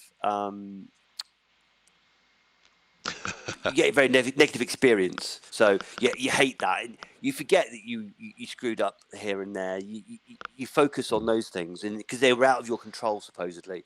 Well, the perfect D and the blitz and other things that might help the defense. You're right; they shouldn't be nerfed I just want to point out or one of the people in reduced. chat was someone who I got a blitz against today in the tabletop event, and they're pointing out that I cheated. I rolled a d3 and got 6 players, and I actually tried to move 8 because I still don't remember the rules. It wasn't actually that blitz that made me think about it. It was a blitz against me, where because my setup was reasonably strong in case there was a blitz, they're just only moving 5 players. They just didn't make any impact on the drive. In fact, if anything, they put 2 more players at risk than had been at risk prior to the blitz without really achieving anything. And I So just... I think the word experience. I don't think the kickoff. Sorry, go on, Paul. Go on, Phil. And I think the word experience is really important, actually, because Andy and Dimmy were talking about piling on a short while ago, and I've not had to deal with piling on for 4 years or whatever it is now because I don't play Blood Bowl 2. But in the era of piling on, there were a whole bunch of forum threads where people would break down the statistics and say, actually, piling on teams only have like 0.1 of a win percent better than other teams or whatever. Yeah. And it's quite similar about Blitz as well. Like people remember that time they got blitzed and it lost them the game, quote unquote. And that sort of visceral emotional response that people have to things like piling on and Blitz, if you're writing the rules, maybe that's more important to you than the nuts and bolts, the emotionless nuts and bolts of is it actually too good or not good enough or whatever. So to me, I think the offense in Blood Bowl has such an enormous advantage, even just knocking over the 3 things on the line of scrimmage and positioning so that they have to get out of the way. That is a huge tempo boost, and it gives you all of the cards at the first 2 or 3 turns of the game. And of course, normally sometimes you do better than that. You get a stun or a knockout or kill something or whatever. I think things like blitz and perfect defense were mechanically really important to keep defense with a foothold. But if I'm somebody at Games Workshop and somebody's in my ear saying, "Oh, somebody with Skaven blitzed me and it was an awful experience and I hated the time," maybe that's what you feed into your rules making process more so than the sort of black and white. Is this too good? Is it not good enough? Yeah. So, yeah. And I think if anything, perfect defense got treated even worse because the 3 on the line of scrimmage can't move at all, assuming the opponent has marked them, as we must now call it, or base. I got a perfect defense today, and I looked at it, and I could move 5 players, and I thought, but what actually is the point? What am I achieving by moving one defensive shape into one that's ever so slightly more responsive to where he is, but essentially the same? It didn't feel like I'd changed the drive at all. It's been Andy, a very popular change, though, the kickoff table. Yeah, I know, but people seem to really like it. people can be wrong, Phil. Yes. Andy, are you with us? Should we have kickoffs results defended? I think perfect defense should have potentially stayed as it was. I've had a perfect defense and got caught out by not being able to move everyone quite where I wanted to put them. The blitz was mechanically required to keep the offense from, as Crystal Hunters just said in the chat, it stops you have to set up first on defense, then they set up. If for a fact when you're setting up that there's nothing, that no harm can come to you once you've set up second, you can abuse that quite hard. I thought blitz was kind of okay. I think maybe the happiness for me would have been a middle ground where you can still use team reroll, still definitely use skills, but only move maybe a few less players. It got a bit hit too hard with a nerf bat for me. Yeah, okay. Right, well that was my pet peeve, but it only narrowly beat multiple rerolls. Phil, Paul, Purplegoo and Gexster, I should say, because those are the names I've got on the screen, and I've been using your first names all the time. What's the thing, if you can summon it up to say, what are you least happy about in Blood Bowl Season 2? I don't like there's two things I really don't like. Multiple rerolls per turn. I really don't like that. But I dislike even more a couple of the star players and how super good they are.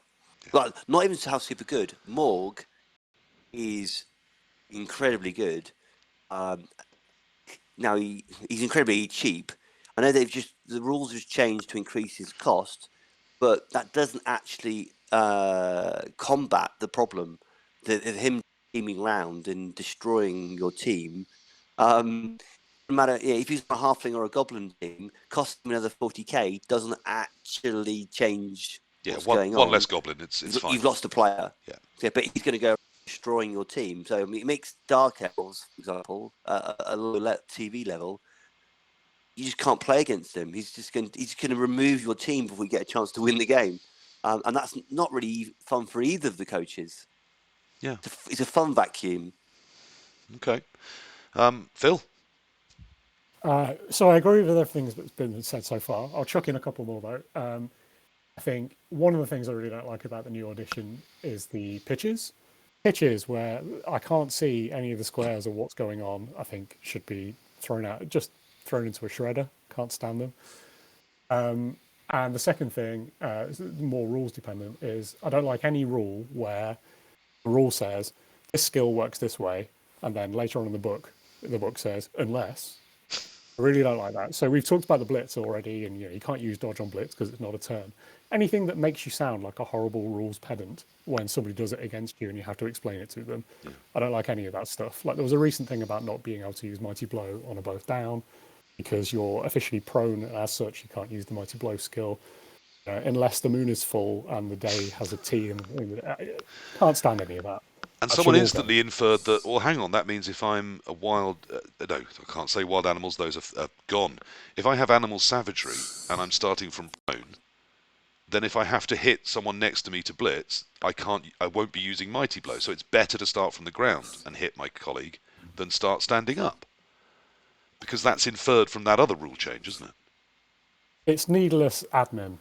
And I don't like inefficient, inelegant admin. Okay. Right, the final thing I wanted to ask, and then it's going to be over to you, and anything you've picked up or you want to say to me or to the Twitch chat or anything you've picked up from there. Dimmy G, I know, had a question. He asked me when I said who was coming on this evening, and I've saved it for Dimmy to ask to, particularly I think this is to Phil and to Paul, but also for anyone that is as Welsh as Andy. There might be some relevance there for Andy to answer on behalf of Wales. Dimmy, I hope you know the question I'm referring to. Go for it, mate. Well, I've lost it. Hold on. No, I'm joking.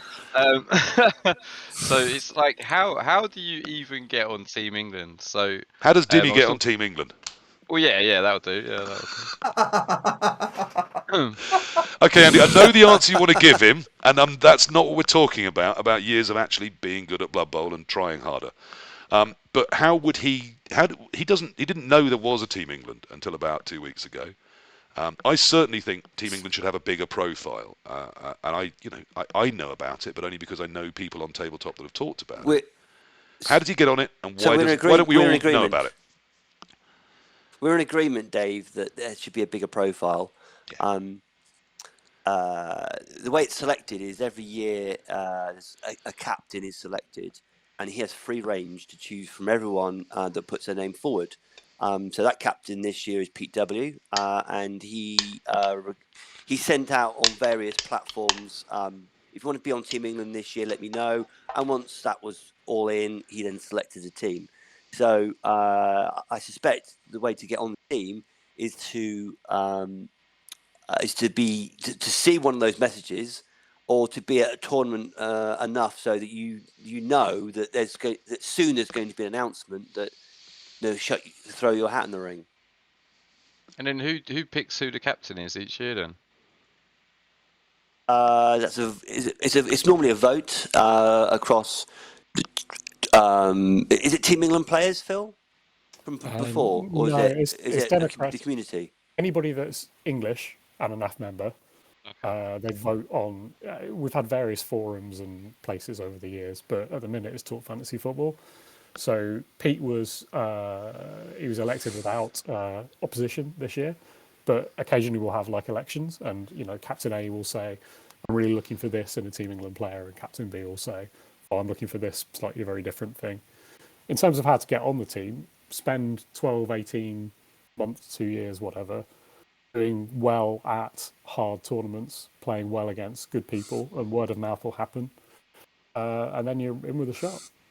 Okay. Is that how we would join Team Wales, Andy? Other than obviously, like yourself, being very Welsh. Jeez. It's the accent that gives it away, I think. It is.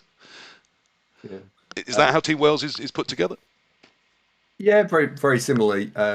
I've had not a lot to do with it this time round. So pre-COVID, I was going to go with Kfoged and Podfree, and we were going to go and try and have a bash at the Euro Open.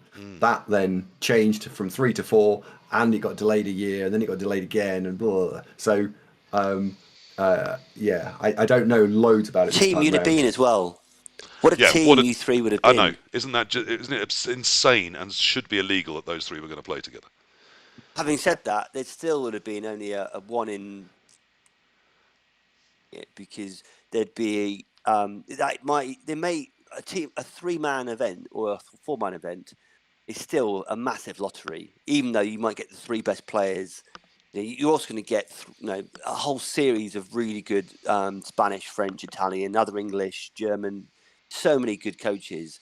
It's so difficult. It's probably more difficult to win that than it is to win Euro Bowl.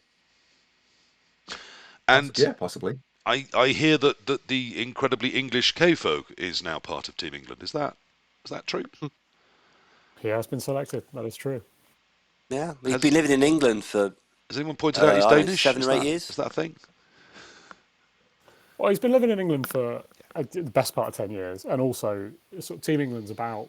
I mean, this is going to sound extremely pompous, so excuse me for this, but Team England's about sort of representing the English Blood Bowl scene, and by that I mean Tabletop Blood Bowl. I appreciate I'm on with some very notable Blood Bowl 2 people, but it's about representing the tournament scene of England, and Core has been representing, has been part of that scene for the best part of 9 or 10 years. So he sees himself as an English Blood Bowler, and he'd be representing us as English. Yeah, certainly. I mean, I was joking. Obviously, of course, yeah. He's always refused to represent Denmark on the grounds that he lives and works and exists in England. So he doesn't feel. This is why I thought it was weird. He's played for Denmark. Yeah, you can play for more than one country. Is that a thing? So. Yeah, I think you're confusing us with FIFA. Yeah, I don't know much about it, to be honest. I'm not a resident expert or indeed an expert on the minutiae of the Euro Bowl manifesto. All I can say is he is a cracking bloke. He's played in England for 8, 9, 10 years. He's lived in England for that entire time, and he put his hat forward. And I'm delighted he's on the team. He's a really lovely bloke. Yeah, he is. He is. I mean, I have nothing but time for him, and anyone that knows me or my stream will absolutely know that that's not bullshit. He's a regular on the stream and a lovely, lovely guy, and a hell of a good Blood Bowl player. And Team England will be doing well with him. Andy, is that a bit frightening? Well, the current English team is very good. It's a horrible team to use that. I think that you guys will probably win it again, because the French won't turn up with the strongest team. I don't see anyone stopping you. You're the team to stop. Interestingly, I have once been asked whether I would qualify for Team Wales, whether I have any Welsh ancestry. No one's ever checked if I'm English, so not at all offended by that, obviously. Dimmy, have you got anything else for us? I mean, there was a few questions, but I was just thinking about time. So yeah, it's time we wrap this up. I've pushed this too long. Yeah. Anything from Phil, Paul, Andy? Anything you want to say before we disappear? No, thank you for having me. But look, guys, I'm so thrilled you've come on, really, and to be able to talk about tabletop with people of your quality. It's genuinely, I'm thrilled that you said yes and that you've come on, and I hope it's given the audience and anyone that listens to this a real insight into what's going on in the international scene and the tabletop scene and the team scene. And I absolutely agree. It's kind of like the Ryder Cup, isn't it? We play so much Blood Bowl alone that when we do it in a team, it just feels so different and so. I prefer it. There's a camaraderie. There's a people behind you that have got your back. They're not asking how you did out of politeness. They're asking because they care, because they're on your side. And I think it's a really interesting experience in Blood Bowl. And I love doing it. And I love going to team events. And I know I you think guys are the same. we also all really love Blood Bowl. Team Blood Bowl brings another couple of things. One of which is it evens out a little bit of the nonsense. Yeah, so you feel in a 400-man tournament, the chance of you winning it is infinitesimal. Even the person is very unlikely to win it if there is a best person, because it's just so difficult to assess that. But in Team Blood Bowl, it irons out a lot of the nonsense. But it's still, you'll often find 8 people from one country around the one side of the table, 8 people from the other, and we're just trying to work out. There's a critical last turn in the whole tournament. Has kind of come down to this. It's so much more fun than a single man-on-man. Yeah. That you could actually be caring more about someone else's game and what happens in their final turn than you did about yours. Absolutely. Yeah. Extraordinary experience. I'd absolutely recommend to anyone, if you can get along to a tabletop event and you never have, do. And if you can get along to a team event and you never have, absolutely do. They're a whole different kettle of fish. And there's a reason that the golf players all go to the Ryder Cup, and it's not just about their profile and their marketing. They genuinely enjoy it. It's a different experience they don't get all the time. And I think that's probably the closest analogy I can pull up to the Blood Bowl tournament scene. Right, as I said, I've pushed you all way too long. So just a final chance. I did ask a question right at the start, so I'm going to come back to that just before we say goodbye. So as you're thinking of anything you want to say as we end, my question was, what 8 teams do you think are going to be at the Euro Bowl for most of the international teams? What is the meta saying? What are the 8 best teams in Blood Bowl 2020? I'm going to start with Phil. Why not? I think the Maltese are still trying to work on their rule set, so I'm not entirely sure that we've got a set of goalposts against. Yeah, I'm hearing that's coming out either late December or early January, and I hope to get someone from the Malta organising committee on to talk about it and why they've chosen what they've chosen. But I'm still going to ask you anyway. What 8 teams are going to be there? I'm sure that Lizardmen, Dark Elves, Undead, Wood Elves probably, Amazons, Necro, Dwarves, Necro, and then sort of outside, every country will have 4 or 5 of those 7, and then there'll be whatever you can, because there's lots of different tiers, and there'll be whatever you consider the value. So there'll be something in one of the tiers that people think that's been tiered too low. Yeah, that's the one. Yeah, that's where the value is. We'll have that. And some people probably think that's pro elves. They're often quite well thought of. Maybe humans. I think Khemri in one of the variations of the rules I thought looked quite interesting. Yep. There we go. I've given you loads of names. You have. That's a good place to start. Paul, anything to say about that? Any feedback on what Phil said? No, I'd say there's a core 5 with Undead, Dark Elves, Lizards, Wood Elves, and Amazons.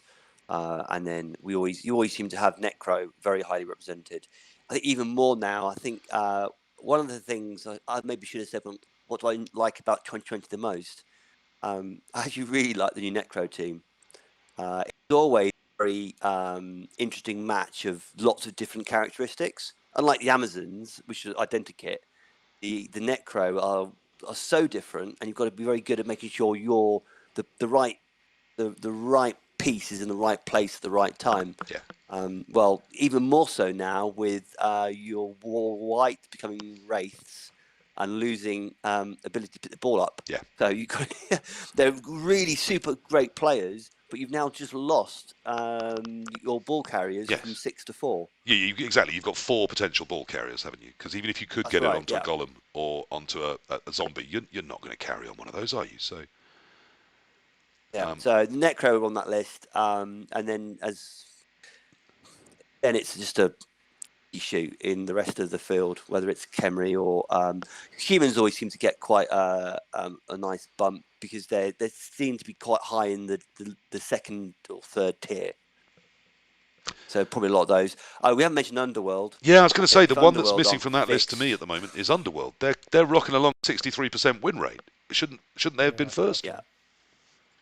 Our players. Well, I think it depends on the changes that have just been announced as to how much they are adjusted.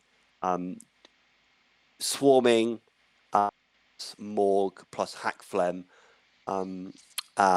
potentially Creek. These are all very strong aspects to Underworld. Yeah.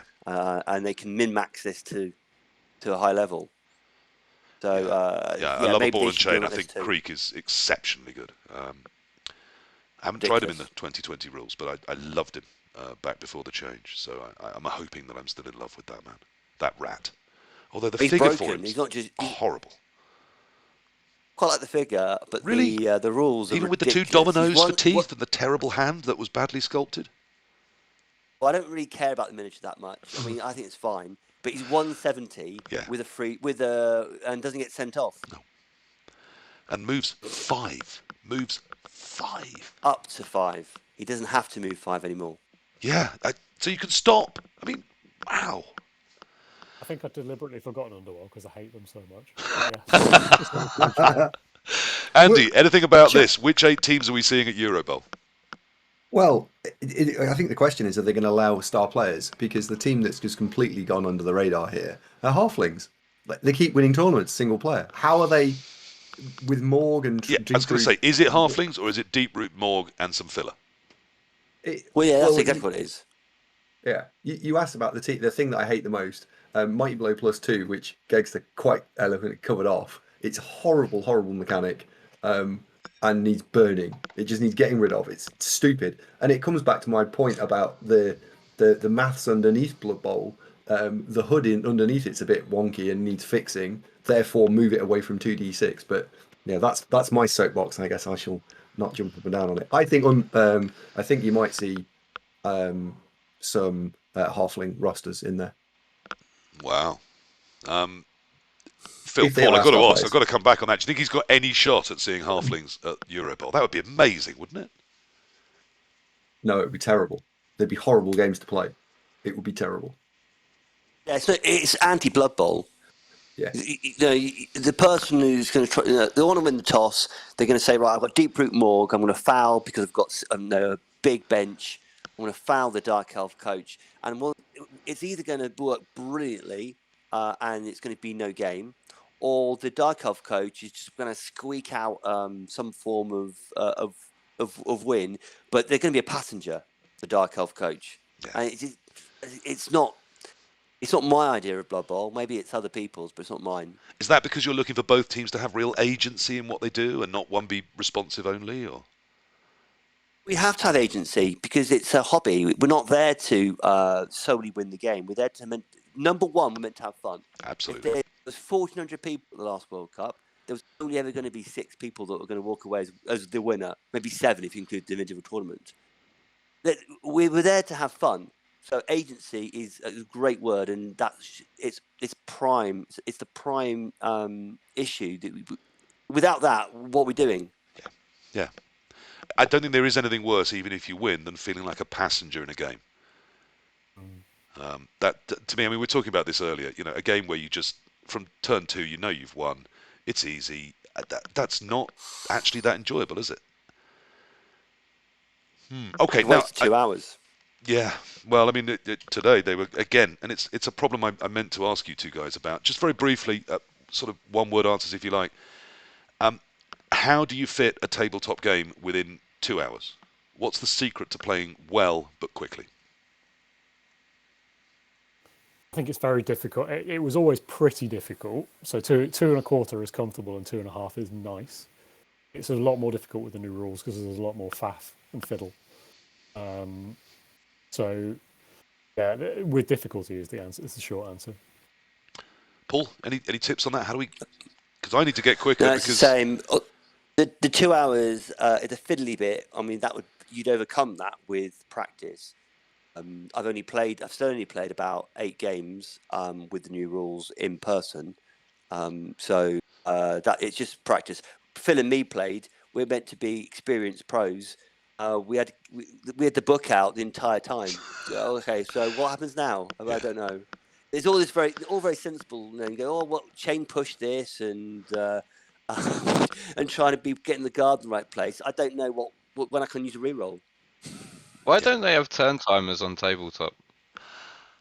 You sometimes do. We did. Sometimes chess clocks are used to make sure if you sit down next to someone you know it's going to be slow, you can ask for a chess clock at some tournaments. Yeah.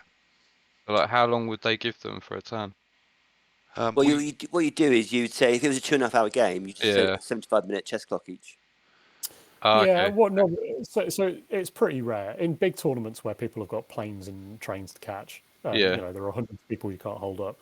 Will generally be a shout at half time. You know, halfway through the time, who's not in the second half? Do you need a clock? We'll come and give you a clock and sort of level it up. But I think experientially, you know, it's just not a cultural thing that you play with clocks like it was chess. Yeah. So I know on Blood Bowl 2 you've still got the clock, haven't you? And Fumble still has the clock as well from the old rules. But generally speaking, in a pub with 30 or 40 guys, just wait a bit. Oh, I love the from the old rules in there, Phil. Well snuck in. Yes, we discussed it a lot in the admins. I won't claim I was responsible for the decision. I'm not. I'm a very, very junior admin there. But the thinking was people online just don't want to sit down and not know how long that game's going to take. We can't remove the turn timer and let people have 7, 8, 10-minute turns. It's going to drive people insane, and it's going to drive them away from the game. You can argue it both ways, can't you? So yeah, you and I, Dave, have both admin very large tournaments on Fumble, and the number one source of grief is, hang on a minute, this is a NAF tournament, and you've brought me onto the site to play NAF Blood Bowl, and I'm new, and this guy's just ruthlessly timing me out after 4 minutes. What's the point in that? What a knob. And I sympathise with that as much as with the alternative view of I haven't got 3 hours tonight. Yeah, absolutely. I wish I could make everyone happy when you're taking decisions like that, but it's not possible. Anytime you make one faction happy, the other's going to be even less happy. But it's an interesting thing, the timer. I wish we had time for it. We don't. Right. Anything you want to say before we completely close this up? Let's start with Andy. Anything that's unfinished business before we say goodnight? No, I'm good. Thank you. It's been wonderful having me here. Thank you very much. I've really enjoyed this evening. Thank you for coming on, Andy. An experienced, wise voice, and from bringing your legions of online fans. The Andy Davo cult has been in full effect. Dimmy, anything unsaid from you? I personally would like the England guys to somehow stream their games or something once in a while, so I could actually see how good England are. They're really bloody good, mate. But wouldn't that be great? I know Tackle Zone has sometimes live streamed games from tournaments, haven't they? Isn't that something we should be doing more of? Or an official Team England cinematographer? Well, they can do, but Phil's got 3,000 games on Fumble. Just look at any of his last 2,000 games. Yeah, that's a fair shout. I think that's absolutely fair. You've got a few yourself, haven't you, Gexster? Yeah, a few. Yeah, I've on 995, I think, wins. So I need someone to be my 1,000th win. Any of you guys want to volunteer? I'm your Huckleberry. You're gonna have to. You'll have to earn it. You'll have to earn it, Paul. I just meant from the point of view of being an England man who wants to support an England Blood Bowl team. Like to see England play Blood Bowl would be good, but that's all I meant. Oh yeah. Sorry, apologies. At the last one, there was some streaming going on, but only one streaming game was occurring at a time. So, yeah, that would only allow you to support that one particular game, and that doesn't give you context what's going on in the other 7 in that round. Well, I mean, if England were to, for example, take an official streamer with them who could decide which game to look at each round and then give updates on how all the games are going, that could be possible. Could there be a case for a Team England website where people could follow results or something, or just sort of be interested in the Team England? Because I do think it needs more profile. I think it should be the pinnacle of what people in Blood Bowl are looking at and trying to do, shouldn't it? Is International Blood Bowl? So we've got a Twitter account that updates live. But yeah, you're right. So I think one year the French captain went around with a GoPro on his head and was streaming live, and that's not a bad idea. What a Not a bad shout. joyful, what a He should have joyful taken finish. off though. He should have taken off and went to the toilet though, shouldn't he? Well, you say that, but the internet disagrees. Yeah. Okay, look, I've pushed you, God, now 40 minutes beyond when I said I would. I said that when I got you guys on, we could talk for hours, and I'd still find it fun to talk more. I'm clearly going to have to ask you all back on. A huge thank you from me for coming on. I haven't even had time today to cover latest news. There's been all sorts going on in the world of Blood Bowl. We have had the new errata come out, which, as we've heard, has repriced Morg, has repriced. It's Hackflem, isn't it, that got repriced as well? Yeah. Who the Underwhelm have been abusing. It's also changed the swarming rule, so we've had 2 changes to Underworld at once. We'll see how that shakes out in a few months' time, no doubt. And there is one more thing I just want to talk about, which is tomorrow evening. There is going to be a stream on Eludius's stream, which if someone can drop a link in the chat, I would love it. It is twitch.tv/Eludius. Blood Bowl 2 is planning a grand... Well, what was going to be a grand finale to Blood Bowl 2, which I have a feeling Andy Davo may be involved in. I don't know. Just give us a nod. Yeah. Yes. I'm not allowed to tell you anything more than that, except that there's going to be a new big Blood Bowl 2 competition talked about and announced tomorrow night on Eludius's stream. I think it's going to be again at 9 p.m. So he keeps putting it as 2200 UTC +1, which I think is 9 p.m. UTC and 9 p.m. GMT, but I don't know. Yep. I'm too old and stupid That's really correct. to do all that maths and work it out. So on Eludius' stream tomorrow, that's going to be a really good place to be. So do check that out. It's going to be interesting anyway, what's going on with that. Over on Blood Bowl 3, we have had some news, which is that there is no release date. It's going to be at the earliest the back end of 2022, and that's at the earliest. They're still not putting a firm date down. So whether it'll be 22, 23, or whether they'll wait for a whole new edition of the rules and then bring it out when it's out of date, as they did with Blood Bowl 2. Who knows? Over on Fumble, we have, of course, got all sorts kicking off. The new TV 1600, I think it was, Minor has kicked off. And there's been some NAF live events. I was involved in one just yesterday, so there's all sorts of stuff going off over on Fumble. And, of course, in the world of Tabletop, we've got people, the quality of this, putting together their Euro Bowl teams and planning really heavily for 2022 when we all hope to be out there playing our Blood Bowl again. From me, a huge thank you to everyone that's been here chatting in the chat. A huge thank you to Andy, to Dimmy, to Phil and to Paul, which is known as Purplegoo, Gexster, Dimmy G and Andy Davo. That has been One World, One Blood Bowl, Episode 6. Thank you all for coming, and I hope we see you again in 2 weeks' time when it'll be just before Christmas. And the people I've asked on have promised to wear ridiculous jumpers and Christmas hats. And we'll just be chatting about Blood Bowl and whatever occurs to me or occurs to you. Thanks for coming. I hope everyone's had fun. I've still not got this right. Something like One World, One Blood Bowl. That's terrible. I'm not good at marketing. You. I See never you again. have been. I'm a talker, Wow. not a marketing man. That's why I never got into advertising. But I'm hugely grateful. Thank you so much for your time, guys. That's me for tonight. I am going to see if I can raid you on to someone, because as always, I'm not set up to do anything other than this, and I have been playing Blood Bowl all damn day. So let me see where we can send you to. Mr. Page is playing Blood Bowl, so's the Artemis Black, so is Space Cadet, and as I haven't raided Space Cadet for a long old time, and he has been in the chat this evening, and certainly was on Andy Davo's chat earlier, I am going to throw you over to Space Cadet. I love him, he's a nice guy, he's entertaining. Don't listen to anything he ever says about Blood Bowl. The man is entertaining.